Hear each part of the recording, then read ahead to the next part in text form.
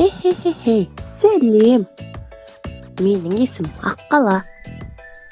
Мен сендерге бүгін қыс мезгілі туралы әңгімелеп берейін. Ендеше бастайық. Қыс мезгілі, достар, жылдың 4 мезгілінің бірі және ең суық кезеңі. Ол әдетте желтоқсан, қаңтар және ақпан айларында болады. Қыста ауа райы суытады, күн қысқарады, түндер ұзарады. Көп жерлерде қар жауып, айнала әппақ мамыққа оранады. Қыста балалар қармен ойнайды.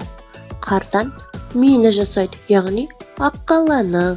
Шанамен сырғанайды сонымен қатар. Аязды күндер сырғанақ теуіп, коньки тебуге де болады. Қыс өте көңілді уақыт, бірақ жылы киініп, аяздан сақтану керек. Қыс мезгілі табиғаттың ерекше құбылыстарын көруге мүмкіндік береді. Мысалы, қар жауған кезде дала әппақ көрпеге оранып, шыршалар да қарға малынып тұрады. Қыс мезгілінде ағаштар мен үйлер ақ ұлпамен жабылатынын білесіңдер ғой, иә? Ал су қоймалары мен өзендер мұзға айналады.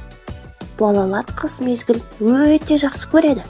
Өйткені олар қарда ойнап, қардан аққала жасайды, шанамен сырғанайды және коньки тебеді. Қыста жаңа жыл мейрамы бар. Жаңа жыл мейрамы жыл сайын 31 желтоқсаннан 1 қаңтарға қараған түні тойланатын әлемдегі ең үлкен мерекелердің бірі. Бұл ескі жылмен қоштасып, жаңа жылды қарсы алу уақыты. Жаңа жыл мейрамында адамдар үйлерін безендіреді, әсіресе шырша орнатып, оны түрлі түсті шамдармен және ойыншықтармен сәндейді. Ал балалар болса, аяз ата мен ақшақарды күтеді. Өйткені олар сыйлықтар алып келеді.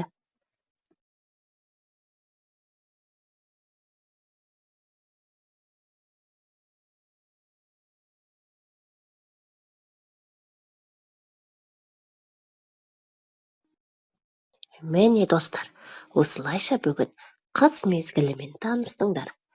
Қыс мезгілінде қандай мейрам болатынын білдіңдер. Қыс мезгілі өте көңілді және мерекелі мезгіл.